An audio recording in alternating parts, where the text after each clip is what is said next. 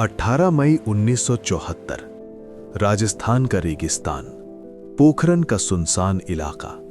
सुबह के करीब 8 बजे धरती अचानक कांप उठी। धूल का एक विशाल गुबार आसमान में उठा और उसी पल भारत ने चुपचाप दुनिया को एक संदेश भेज दिया। लेकिन असली कहानी उस धमाके से शुरू नहीं होती। वो शुरू होती है सालों पहले, जब ये मिशन सिर्फ कुछ लोगों के दिमाग में एक खतरनाक सपना था। ये कहानी है ऑपरेशन स्माइलिंग बुद्धा की। एक ऐसा मिशन जिसे इतनी गोपनीयता में अंजाम दिया गया कि दुनिया की सबसे ताकतवर खुफिया एजेंसियां भी आखिरी पल तक अंधेरे में रहीं। 1962 भारत चीन युद्ध, देश को गहरा झटका लगा था। फिर 1964 में चीन ने अपना पहला परमाणु परीक्षण किया। अब एशिया की शक्ति संतुलन बदल चुका था। भारत के सामने सवाल था, क्या बिना परमाणु शक्ति बने राष्ट्रीय सुरक्षा सुरक्षित रह सकती है? प्रधानमंत्री इंदिरा गांधी के सामने दुविधा थी। एक तरफ नैतिकता और अंतर्राष्ट्रीय दबाव, दूसरी तरफ राष्ट्रीय सुरक्षा। इसी बीच मुंबई के भाभा एटॉमिक रिसर्च सेंटर में वैज्ञानिकों की एक छोटी टीम चुपचाप काम शुरू कर चुकी थी। डॉक्टर होमी भाभा ने भारत के परमाणु कार्यक्रम की नींव रखी थी, लेकिन 1966 में उनकी असामयिक मृत्यु के बाद ये जिम्मेदारी डॉक्टर राजा रामन्ना और उनके साथियों के कंधों पर आ गई। सालों तक प्रयोगशालाओं में रिसर्च होती रही, कागजों पर समीकरण बनते रहे, पर असली चुनौती विज्ञान नहीं थी, चुनौती थी गोपनीयता।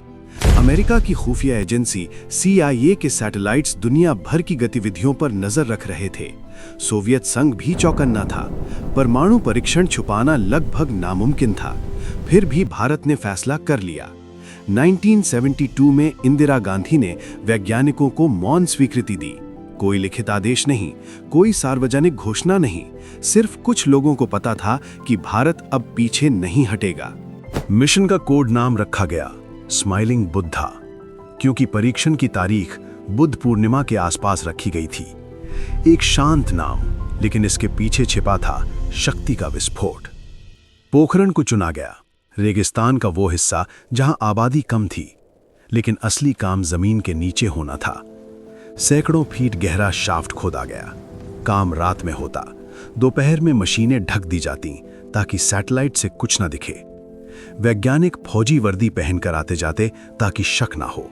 डिवाइस के हिस्सों को अलग अलग नामों से भेजा गया। कोई उपकरण कहता, कोई मशीन पार्ट्स। पूरे ऑपरेशन को इतना विभाजित रखा गया कि एक व्यक्ति को पूरी तस्वीर भी न पता हो। हर दिन डर था, अगर अमेरिका को भनक लग गई तो, अगर अंतरराष्ट्रीय दबाव बढ़ गया तो, अगर आखिरी पल में आदेश रोक दिया गया तो। 18 मई 1974 की सुबह सब कुछ तैयार था। डिवाइस को 100 मीटर से ज्यादा गहराई में रखा गया। सुरक्षा के लिए तारों का जाल बिछाया गया। कंट्रोल रूम में कुछ ही लोग मौजूद थे। काउंटडाउन शुरू हुआ। 10, 9, 8। उस पल शायद हर वैज्ञानिक के दिमाग में एक ही सवाल था, क्या यह सफल होगा या सब कुछ यहीं खत्म हो जाएगा? और फिर एक झटका, धरती कांपी, रेगिस्तान के ऊपर धूल का बादल उठा। भारत ने अपना पहला परमाणु परीक्षण कर लिया था। आधिकारिक घोषणा में इसे शांतिपूर्ण परमाणु विस्फोट कहा गया, लेकिन दुनिया समझ गई, भारत अब परमाणु शक्ति बन चुका है। अमेरिका हैरान था। CIA को अंतिम क्षण तक साफ संकेत नहीं मिला। कनाडा और अमेरिका ने परमाणु सहयोग पर सवाल उठाए। आर्थिक और तकनीकी प्रतिबंध लगे, लेकिन भारत के भीतर एक अलग भावना थी, आत्मविश्वास, स्वाभिमान और ये एहसास कि अब सुरक्षा का समीकरण बदल चुका है। इस मिशन में न कोई युद्ध हुआ, न कोई सार्वजनिक घोषणा, लेकिन इसके प्रभाव दूर तक गए। दुनिया ने भारत को नए नजरिए से देखना शुरू किया। दक्षिण एशिया का शक्ति संतुलन बदल गया और ये संदेश साफ था, भारत अपनी सुरक्षा के फैसले खुद लेगा।